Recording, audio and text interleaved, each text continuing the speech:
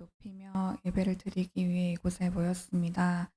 주님의 크신 사랑과 은혜에 감사드리며 이 시간 저희의 마음을 정결하게 하시고 진심으로 주님을 경배할 수 있는 은혜를 허락해 주시기를 간구합니다. 지난 한 주간의 삶을 돌아보며 세상을 살아가며 주님보다 우선되고 사랑하는 것이 많았음을 고백합니다.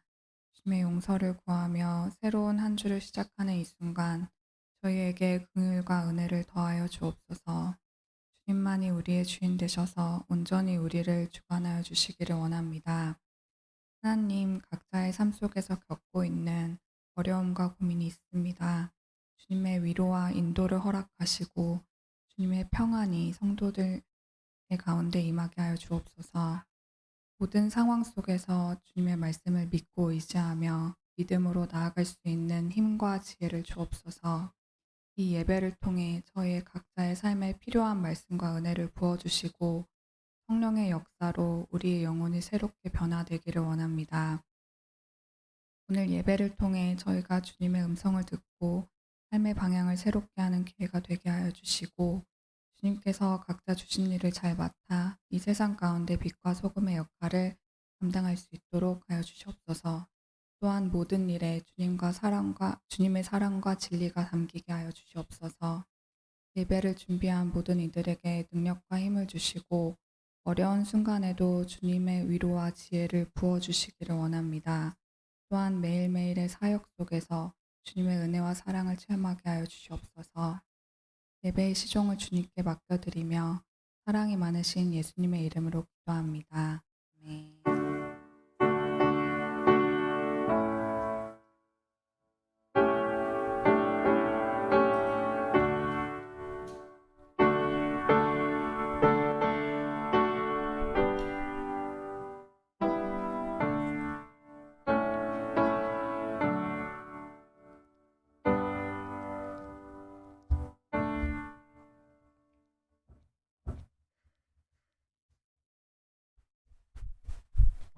오늘 우리에게 주시는 하나님의 말씀은 이사야 53장 1절에서 6절까지 말씀.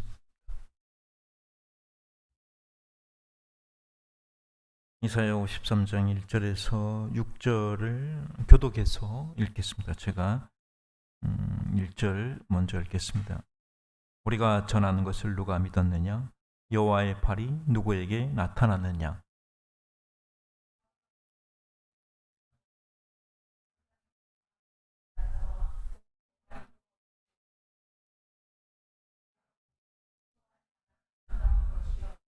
그는 멸시를 받아 사람들에게 버림받았으며 간고를 많이 겪었으며 질고를 아는 자라.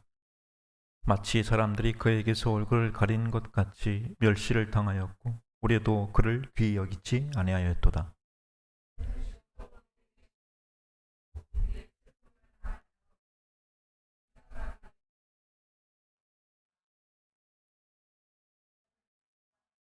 그가 찔림은 우리의 허물 때문이요 그가 상함은 우리의 죄악 때문이라. 그가 징계를 받음으로 우리는 평화를 누리고 그가 재치게 맞음으로 우리는 나음을 받았도다. 우리는 다 양 같아서 그릇 행하여 각기 제 길로 갔거늘 여호와께서는 우리 모두의 죄악을 그에게 담당시키셨도다. 아멘. 인사하실 때 하나님이 사랑하시는 분이십니다. 우리 인사하겠습니다. 하나님이 사랑하시는 분이십니다. 네. 아무도 하나님이 미워하시는 분은 없습니다.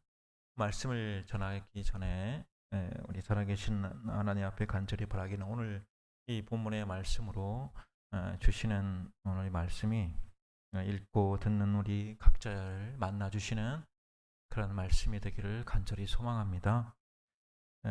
우리 오늘 읽은 말씀은 너무나 잘 아시고 또 유명한 고난받는 종에 대한 말씀입니다. 이 말씀은 우리 예수 그리스도의 고난에 대한 예언의 말씀이죠. 그런 예언의 말씀으로 받으면서 또 신약 성경에 우리 예수님의 성육신 또 공생애와 또 고난당하심과 죽으심의 그 속죄 사역과 우리는 직접 연결해서 이해하는 말씀이죠.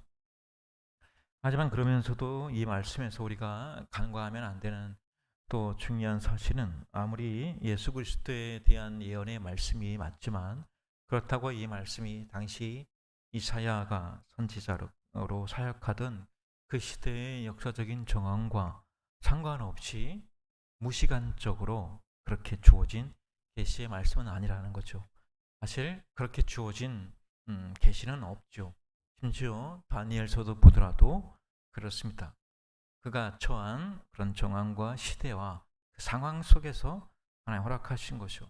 또 이사야서를 포함해서 예레미야서나 또 에스겔서 같은 또 다니엘서 같은 그리고 열두 소선지서가 역시 예언서들로서 모두가 각자의 선지자들이 사역하던 시대에 그런 역사적인 정황에서 주어진 예언의 말씀이라는 사실이죠.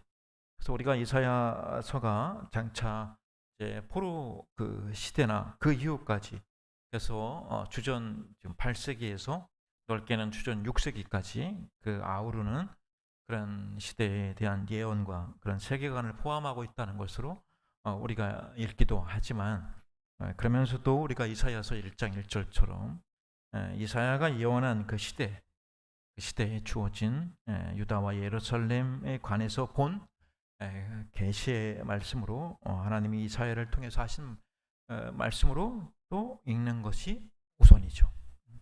이중성이 있죠. 예언서도. 따라서 오늘 고난받는 종에 대한 오늘 예언이 주어진 당시의 정황 안에서 북이스라엘의 멸망 그리고 남유다의 그 위기로 우리가 설명될 수가 있습니다. 그래서 기원전 우리가 아는 722년에 북이스라엘은 여호와의 말씀대로 멸망하게 되고 당시 남유다 역시 그 아수르의 그 위협을 받아서 국가의 존망의 위기에 처하게 되죠. 하나님은 이런 상황에서 그 나라를 구해 주십니다. 그리고 이사야는 유다가 장차 바벨론의 포로가 될 것이라 이렇게 예언하죠.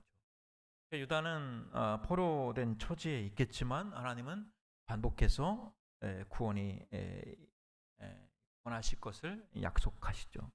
그래서 그들이 포로로 잡혀가게 된 이유가 설명되고 포로된 그들에게 해방을 주시는 하나님의 또한 놀라운 승리가 구원이 예언됩니다. 그래서 이사야서의 중요한 내용은 어떤 것들로 구성되어 있냐라고 할 때 하나님께서 70년 만에 이렇게 회복시켜 주시는 남유다를 왜 그렇게 바벨론에 넘겨 주어서 고생하게 하셨는가?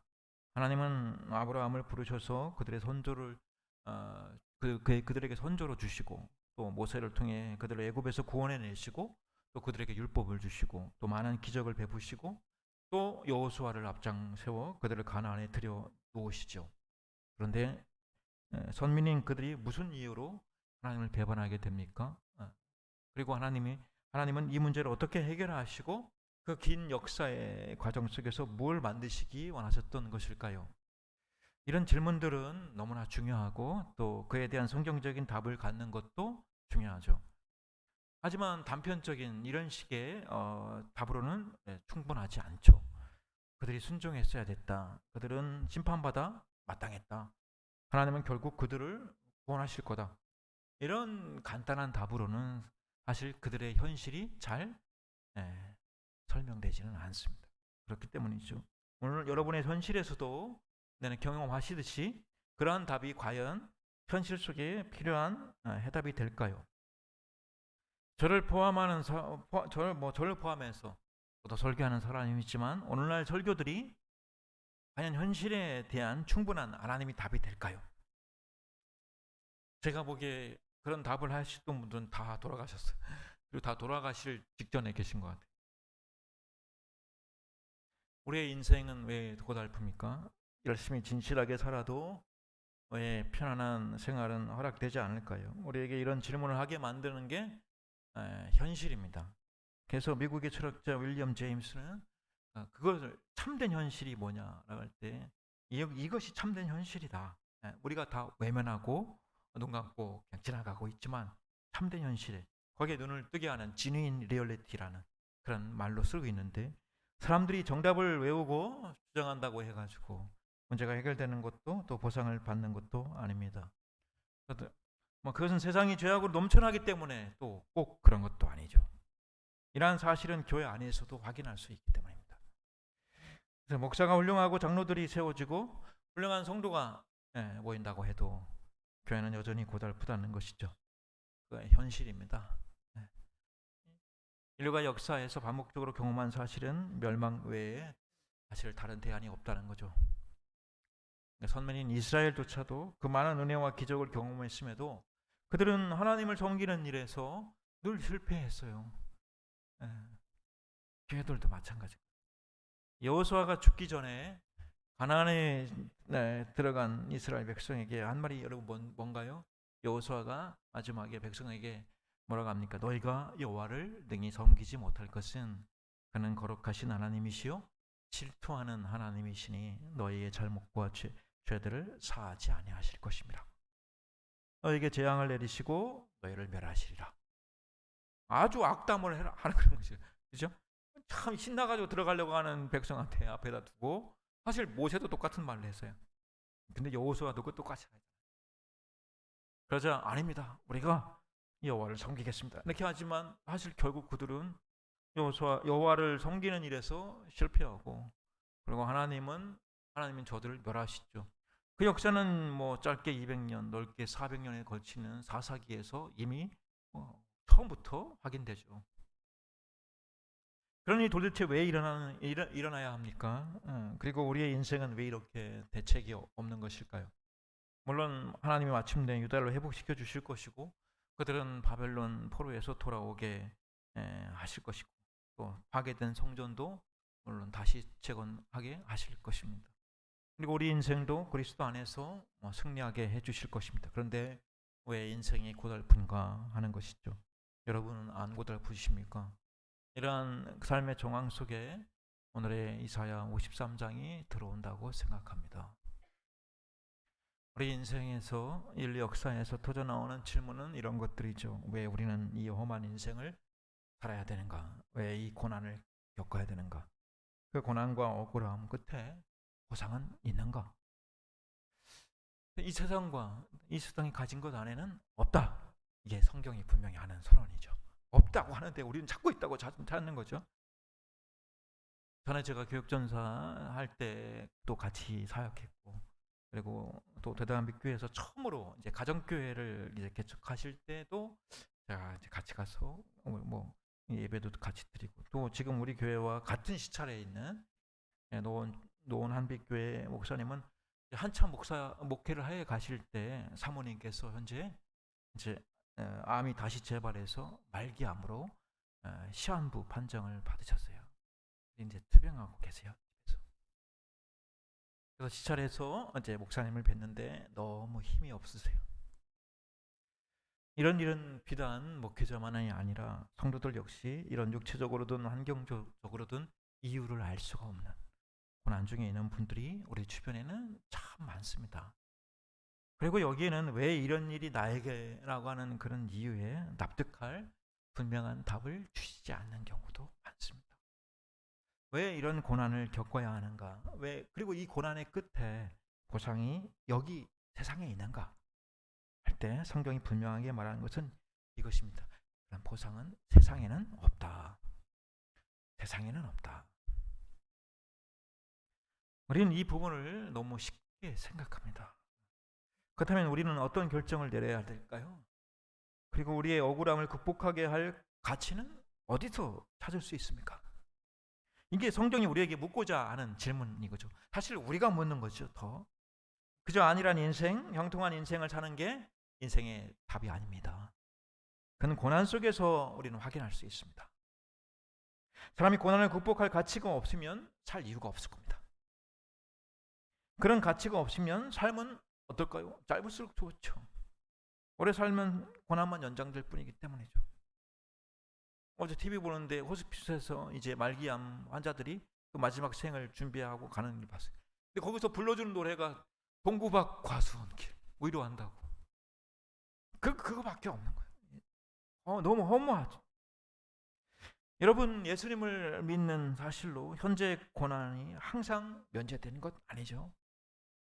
현실의 모든 고난과 재앙을 극복할 수 있는 자기 정체성, 가치, 운명이 확보된 것도 없고 그것들에 대한 어떤 납득할 만한 깨달음도 갖지 못해서 인생을 살 수 없겠노라고 할 만한 그런 시점에 이르면 이사야 53장은 다시 우리 앞에 이렇게 등장하는 것입니다.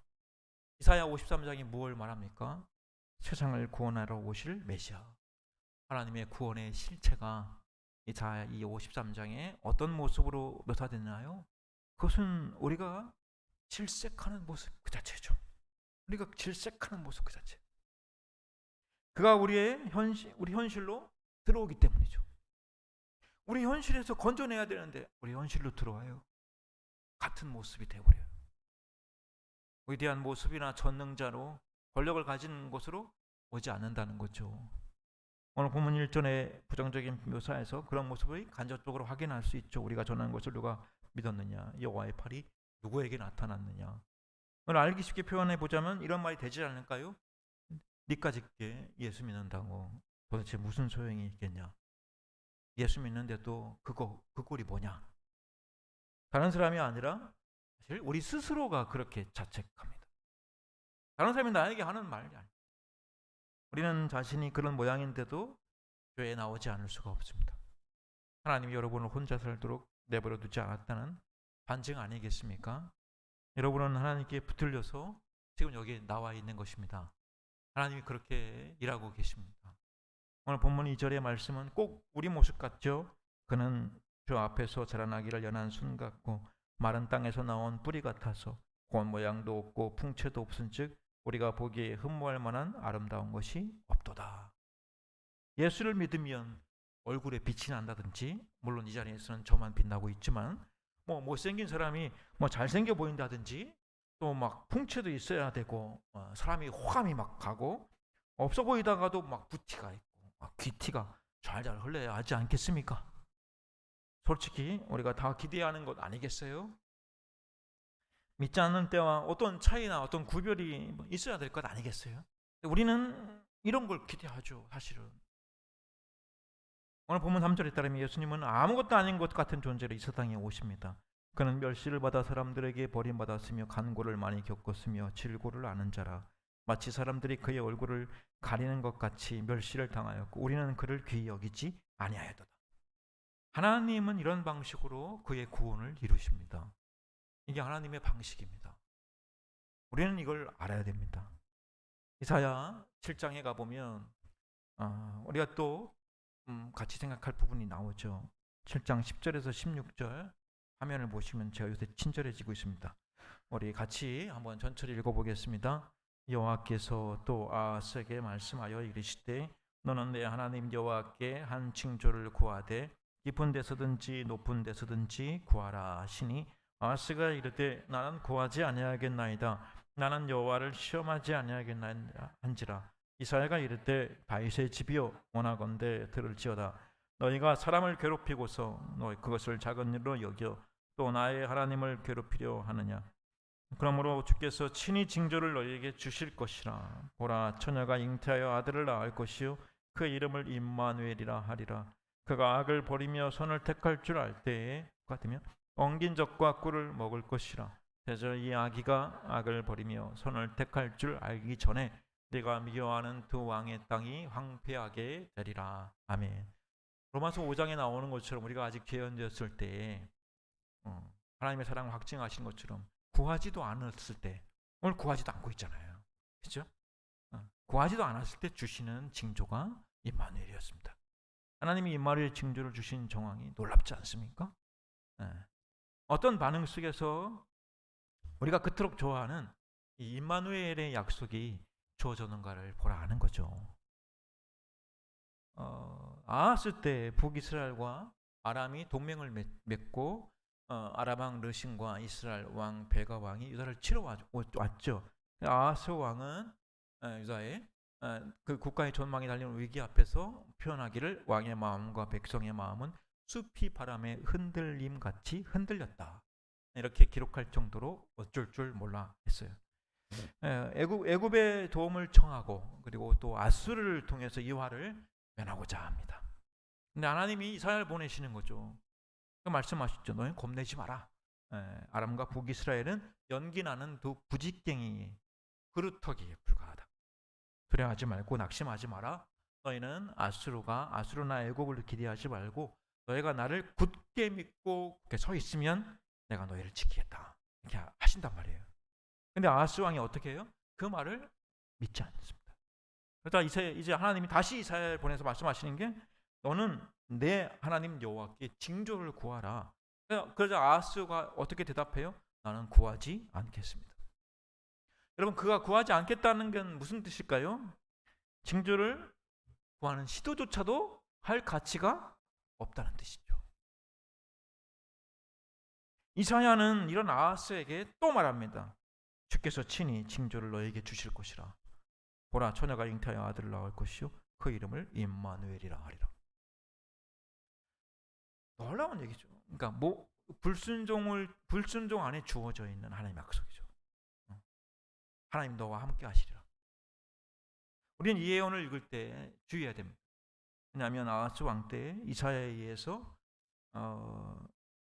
징조를 거부하는 믿기를 거부하는 아하스에게 친히 하나님께서 징조를 주시는 처녀가 잉태하여 아들을 낳으리라는 이 징조는 당시에는 결혼하지 않고 남자를 모르는 처녀가 아이를 낳는다, 이런 초자연적인 기적으로서의 초월성하고 관계되어 있지 않았습니다. 당시에는. 그 8장을 넘어가면서 이렇게 설명이 되죠. 여기는 시간성과 관계된 것이기 때문이죠. 그렇죠? 이사야 8장에 넘어가면 3절 4절 이렇게 나옵니다. 거기 화면에 보시면 같이 읽겠습니다. 내가 내 아내를 가까이 하매 그가 임신하여 아들을 낳은지라. 여호와께서 내게 이르시되 그의 이름을 마엘살랄 하스바스라 하라. 이는 이 아이가 내 아빠 내 엄마라 부를 줄 알기 전에 다메섹의 제물과 사마리아의 노략물이 아수르 왕 앞에 옮겨질 것임이라 하시니라. 아멘. 18절에도 보라, 나와 및 여호와께서 내게 주신 자녀들이 이스라엘 중에 징조와 예표가 되었나니. 아멘. 징조와 예표가 됐다. 내게 주신 내 자녀들. 처음에는 그 첫째 아들을 데리고 아하스 왕이 갔었죠. 아들을 데리고 가라고 했어.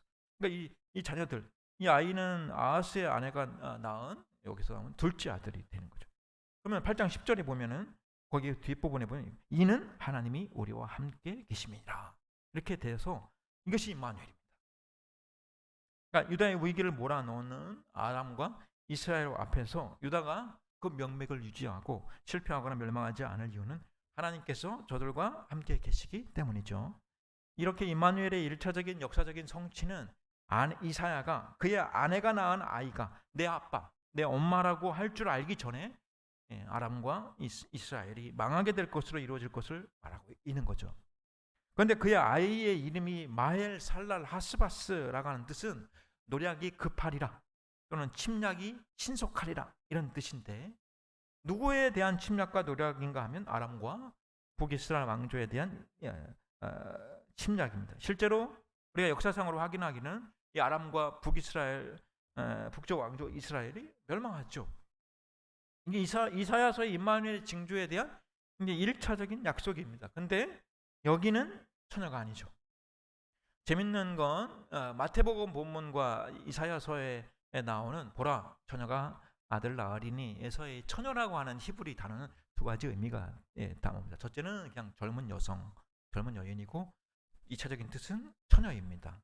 이런 내용의 이중성을 가지는데 징조치고는 보면 그냥 여자가 애 낳는 게 무슨 징조가 되겠냐는 거죠. 그러나 이때는 이사야의 아내에서 낳은 아들에게 마엘 살랄 하스바스라는 이름을 짓게 하시고 이 아이가 내 아빠, 내 엄마라고 하기 전에 짧게는 2년, 많게는 한 10여 년, 10년 아니겠네. 하여튼 그렇게 그 전에 두 왕이 패한 바 되리라 이렇게 하시는 거죠. 이처럼 이사야서의 역사적인 정황에서 이 징조는 분명히 초월성보다는 어떤 시간과 관련이 되죠. 시간으로. 근데 예수께서 아이를 낳을 수 없는 동정녀 마리아에게서 태어나심으로 그의 출생 사건은 초월성을 드러내죠. 이 예수님의 출생 사건은 시간성을 지시하는 이사야 7장의 처녀 잉태와 그 특징이 확연히 다릅니다. 이처럼 두 출생 사건이 그 특징은 다르지만 제자들은 예수님의 출생 사건에서 알게 된 것이 있죠. 그 약속이 이런 것이었구나. 이사야 시대에서는 이름 없는 한 여자가 누군가에게 시집을 가서 아이를 낳았고, 이 아무것도 아닌 것 같은 이 사건이 하나님이 함께 하시는 일의 징조로서 주어졌다 하는 이야기인 것입니다. 나중에 보니까 예수님의 동정녀 탄생도 제자들에게 그런 하나님의 일하심으로 이해된 거죠. 사실 우리 일상에서 일어난 아무것도 아닌 것 같은 그런 일들이, 작고 사소해 보이는 사건들, 그런 변화들, 그런 만남과 응답들이 하나님의 능력과 간섭하심과 그의 지극하심과 그의 신실하심, 그리고 그렇게 주시는 은혜인 것을 우리가 증언하고 있습니다. 언제나 일어나는 한 아이가 잉태돼서 태어나는 일과 같다는 것. 하나님이 그 자리로 들어와서 우리와 함께 계시는 것입니다. 오늘 본문의 이사야 예언처럼 예수님이 오셔서 아무것도 아닌 것 같은 그 인생을 하신 것이 우리에게는 놀라운 일이 아닐 수가 없다 이거죠. 놀라운 일. 왜 그렇습니까? 예수님이 이 놀라운 인생은 하나님이 하신 모든 약속의 본질적인 내용을 드러내고 있기 때문이다 하는 거죠. 마태복음 22장에 보면 부활이 없다고 하는 사두개인들이 예수님께 와서 논쟁을 벌이는 내용이 있습니다. 거기도 보면 31절에서 33절을 한번 잠깐 같이 읽어볼까요? 화면을 보고, 죽은 자의 부활을 원할진대 하나님이 너희에게 말씀하신 바 나는 아브라함의 하나님이요 이삭의 하나님이요 야곱의 하나님이로라 하신 것을 읽어보지 못하였느냐. 하나님은 죽은 자의 하나님이 아니요 살아있는 자의 하나님이시니라 하시니 무리가 듣고 그의 가르침에 놀라더라. 이 본문에서 예수님은 살아있는 자의 하나님이라고 말씀합니다. 하나님은 죽은 자의 하나님이 아니고 살아있는 자의 하나님이라 하는 거죠. 그게 중요한 의미가 들어있어요. 하나님은 항상 살아계시는 존재고 아브라함 또한 살아있는 자라고 말씀하십니다. 하나님은 이전에 아브라함을 불러내신 분이시지만 지금도 일하고 계시는 분이라는 거죠. 하나님이 무슨 일을 하고 계실까요? 아브라함은 옛날에 죽었는데 왜 아브라함이 지금 여기에 소환이 되고 있을까요? 아브라함을 믿음의 조상이라고 세우신 하나님이 여전히 지금도 그의 믿음을 따르는 자들을 세워가고 계시기 때문이죠. 만약 우리가 아브라함을 따라 믿음의 후손이 되는 그 일에서 우리가 실패한다면, 아브라함이 열국의 아비가 되고 복의 근원이 되고 또 믿음의 조상이 되는 일이 온전히 서지 못할 것입니다. 우리는 어제가 오늘을 만들고 모든 미래는 과거에 의해서 결정된다고 생각하죠. 우리는 오늘이 내일을 결정한다는 것밖에는 갖고 있지 못합니다.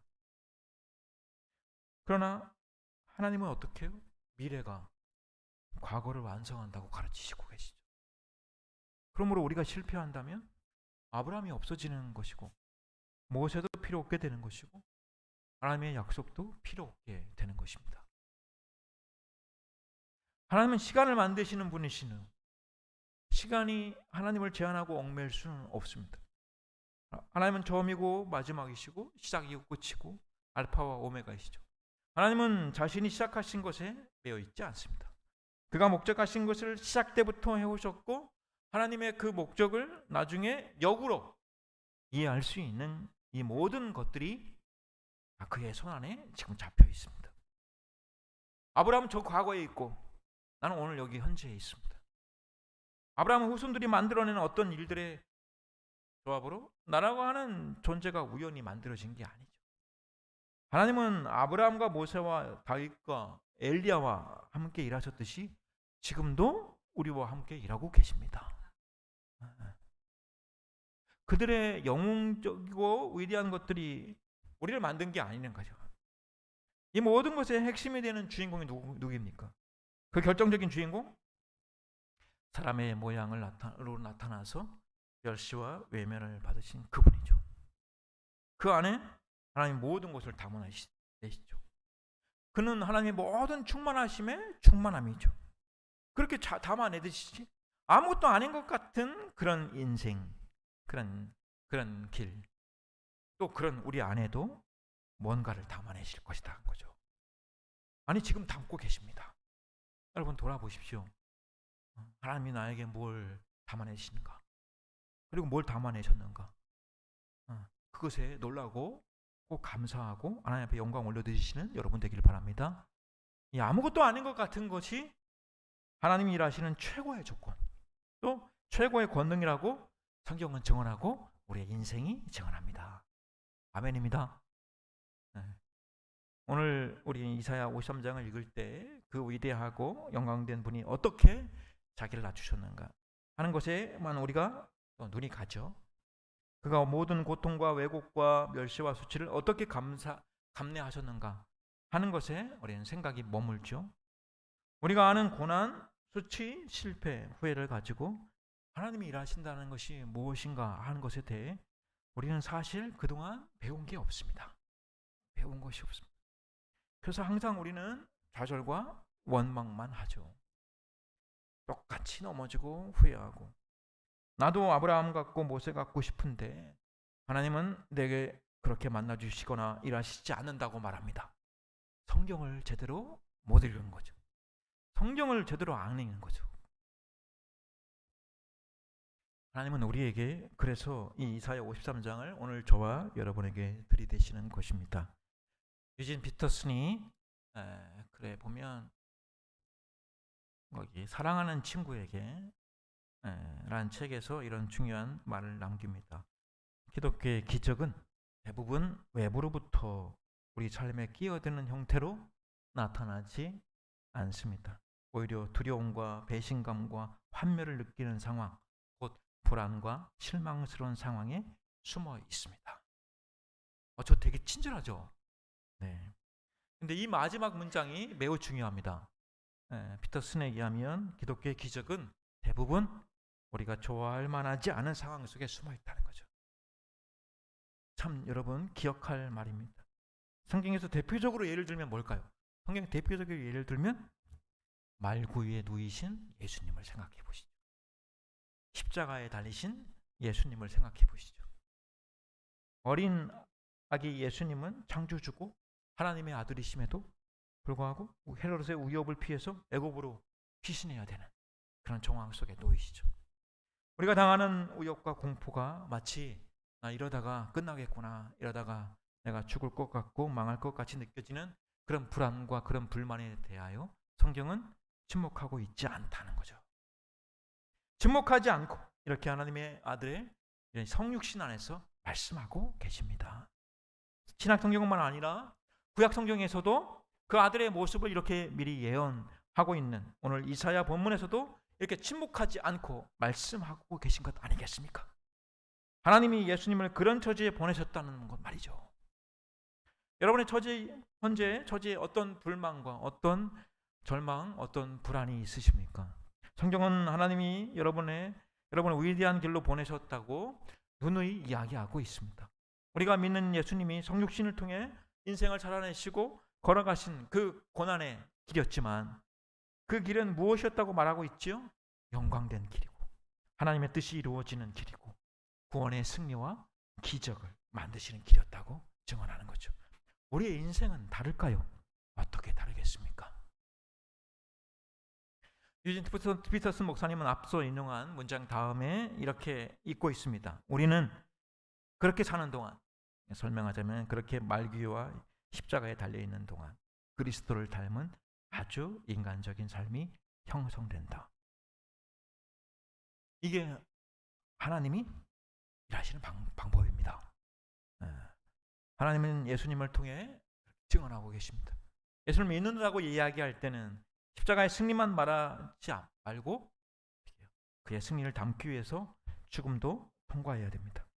저와 여러분의 현실을 가지고 있는 답이 없어 보이는 여러분의 실존에 관한 불만과 고통, 원망이 고스란히 하나님께서 일하시고 또 그것이 그 길이 하나님 기뻐하시는 방법이라는 거죠.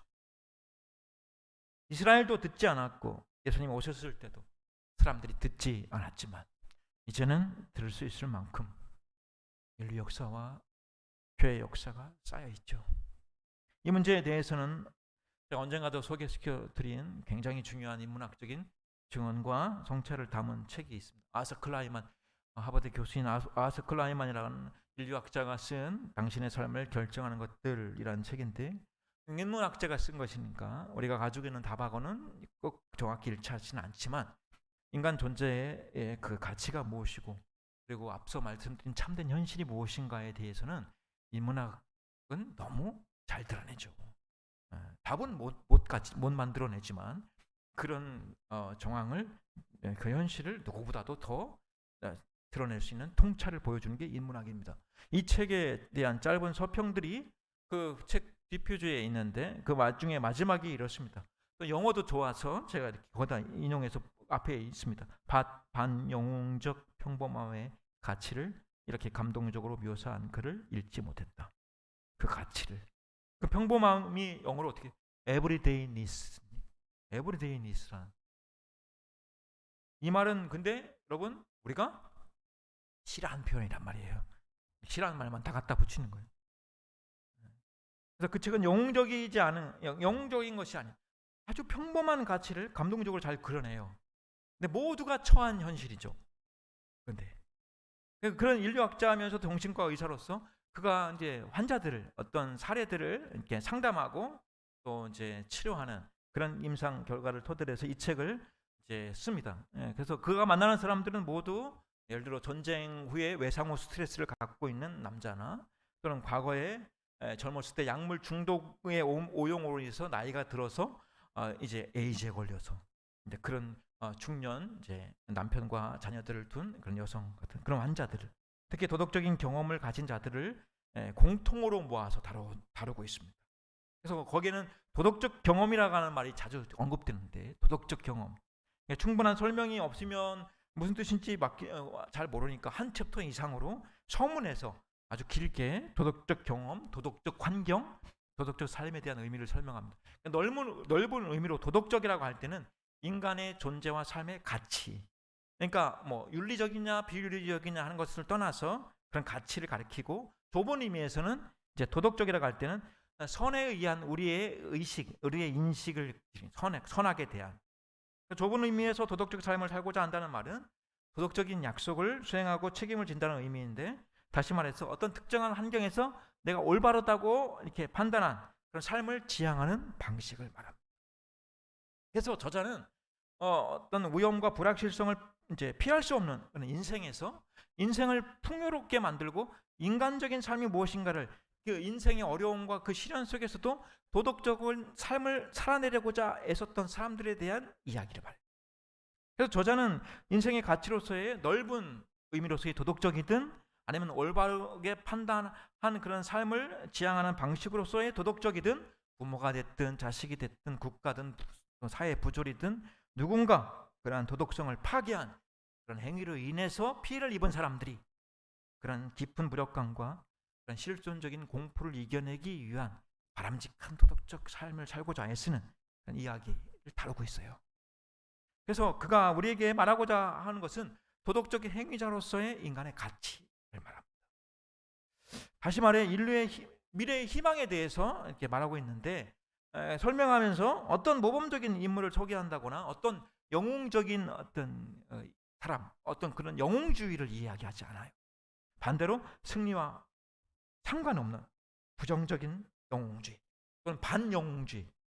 그래서 세상이 덜 부당하고 덜 절망적인 곳이 되려면 뭘 바꿀 필요가 있는지를 명료하게 이해하도록 도와주죠. 그래서 이렇게 말합니다. 오히려 영웅적 행동은 사회를 변화시키는 경우가 드물고 대개는 겉만 번지르르한 허구가 불과한 경우가 많다. 부당한 현상에 도전하는 항의와 저항은 우리 같은 가장 평범한 사람들에게서 기대할 수 있는 것이다. 그래서 저자는 영웅적인 인물을 소개함으로써 희망을 말하지는 않습니다. 인간은 모두 실패하고 불운과 고통과 재앙과 질병에 걸리는 바로 이 현실, 이게 진정한 현실, 참된 현실을 살아가는 존재이지만, 거기서 오는 공포와 불확실성의 그런 불안을 감수하고 살아냄으로써 해결을 찾고 소망을 가질 수 있지 않겠느냐 하는 상당히 소극적인, 그러니까 인문학자다운 그런 견해를 사례들마다 피력합니다. 그런 멀쩡해 보이는 사람들조차도 그런 도덕적인 경험을 가지고 있음을 들춰내죠. 그건 모르는 사람이 없다는 거예요. 그렇죠? 그냥 말하지 않고 살 뿐이죠. 멀쩡한 척하고 살 뿐이죠. 그렇지 않습니까? 남에게 털어놓을 수 없는 어떤 상처, 그때 내가 더 잘했어야 되는데 내가 왜 그랬을까? 나라는 존재는 왜 이것밖에 안 될까? 이렇게 느끼는 도덕적 정서야말로 인간의 조건을 살만한 것으로 만들어줄 것이라는 희망을 말한단 말이죠. 그러면서 그는 사람에게 그런 끊임없는 후회와 자책하려는 의지가 있는가? 또 그것을 절망으로 끝내지 않고 인정하고 책임의식을 가지고 감수하려고 하는 도덕적인 용기와 일관된 태도에 어떤 희망을 가져볼 수 있지 않은가? 이렇게 조심스럽게 전망하죠. 이게 보면은 도덕이 무엇인가? 마이클 샌델이 쓴 그런 거에도 그런 것이 드러나죠. 인문학적인 비전이라고 할 수 있어요. 우리는 그의 성찬에서 다음의 것들을 확인할 수 있습니다. 우리도 세상 사람과 동일한 경험을 하고 동일한 현실 속에 놓여 있다 하는 것이고, 또 인간은 이 경험과 이 상처와 고통에서 벗어나지 못한다 하는 문제에 대해서 성경과 동일한 지적을 하고 있다는 거죠. 인간은 살 가치가 있는가? 살아야 된다면 이 상처와 고통을 극복할 어떤 내용과 실력을 갖춰야 되는가? 이 문제에 대해서 세상은 답을 갖고 있지 않습니다. 갖고 있지 않고 이 책에서처럼 도덕적 경험이라는 특정 환경에서 어떻게든 도덕적인 삶을 살고자 몸부림치며 노력하는 데에서 희망을 찾으려고 애쓰지만 성경은 답을 가지고 있습니다. 그 상처와 고통이 우리로 하여금 하나님을 필요하게 하고 하나님을 만나게 하고 하나님을 받아들이게 하고 하나님을 감사하게 하는데 쓰인다는 거죠. 하나님은 그 답을 주시기 위해서 현실 속에 있는 우리에게 질문을 하게 만드십니다. 우리의 현실 속에서 여호와의 종과 같은 존재가 되는 것입니다. 우리는 자신에게만 아니라 자신이 사는 세대 앞에서 평범하고 지극히 아무것도 아닌 사람으로서 하나님이 일하시는 하나님의 실제적인 증인이 되는 것입니다. 이사야 53장은 우리에게 그런 선언을 하고 있는 셈이죠. 여러분 잘 아는 하박국서 2장 4절의 말씀에는 의인은 그의 믿음으로 말미암아 살리라 하는 답이 어떻게 해서 나온 것인가요? 왜 이 나라는 하나님의 법을 지키는 자도 없고 의로운 자도 없고 오히려 악이 이기고 하나님을 모르는 악한 사회가 되는데 하나님 침묵하십니까? 바로 이거죠. 하나님 뭐라고 하십니까? 난 침묵하지 않는다. 나는 곧 심판할 거다. 그러면 의로운 자도 다 함께 벌을 받아야 되는 것 아닙니까? 할 때 하나님은 뭐라고 하십니까? 의인은 믿음으로 말미암아 산다. 하나님이 그에게 주신 답이죠. 의인조차도 하나님의 심판과 세상의 그 못난 정황 속에 함께 묶이겠지만 의인은 하나님이 붙들고 계시는 존재라는 것입니다. 말씀을 마치며 관면의 말씀을 드립니다. 여러분이 할 수 있는 것과 할 수 없는 것 속에서 갖게 된 의심과 불안과 공포의 터널을 캄캄하고 음침한 가운데서도 걸어 나가시기를 바랍니다. 내가 내 인생을 다 만들지 않습니다. 하나님이 만드십니다. 하나님은 내가 잘못하고 어떻게 할 수 없었던 평생 잊을 수 없는 자책 속에 기적을 담아내세요. 거기에 부활이 담기는 게 십자가고 그리고 우리 인생입니다. 하나님이 우리 인생을 그렇게 만드실 것을 믿는 것입니다. 그 믿음으로 사는 겁니다. 이사야 선지자가 외칩니다. 우리가 전한 것을 누가 믿었느냐? 여호와의 팔이 누구에게 나타났느냐? 하나님이 나를 이 세상과 이 시대와 이 역사에 하나님의 손길로 하나님의 기적으로 하나님의 일꾼으로 우리를 보내셨습니다. 우리는 그래서 다 살아내야 됩니다. 그러니 우리의 한숨과 눈물을 쓸어 담아 하나님이 일하시는 그 발 앞에 내려놓고 순종하고 인내하고 견뎌가시며 그렇게 날마다 우리 모두의 위대한 인생 되시기를 바랍니다. 그래서 그것들이 꽃을 피고 열매를 만들고 찬송이 되고 감사가 되고 기적이 되고 은혜가 되고 영광이 되는 줄 굳게 믿으시기를 바랍니다. 이 믿음의 담대함을 가지고 자기 인생을 걸어가는 우리의 모두의 위대한 믿음 되기를 소망합니다. 기도하겠습니다. 하나님 아버지, 우리 각자에게 주신 인생과 오늘의 현실은 저희로 하나님의 자녀로 살아가게 하시는 위대한 인생으로 주신 삶인 줄 믿습니다. 오늘도 어김없이 가장 절실하고 갈급하고 필요한 때에 침묵하지 않아야 하시는 하나님께서 오늘의 말씀으로 말고요 같은 특별하지도 또 영웅적이도 않은 우리의 실존에 찾아와 주신 줄 믿습니다. 오늘의 말씀으로 우리가 이걸 기억하면서 우리의 시간과 일상을 담대함과 영광됨으로 감사와 기쁨을 잃지 않고 살아내게 하여 주시옵소서. 우리 자신의 존재와 삶이 얼마나 존귀하고 또 복된 약속 안에 허락된 열매를 담아내시는 하나님의 기적인지를 알게 하여 주옵소서. 예수님의 이름으로 기도합니다. 아멘.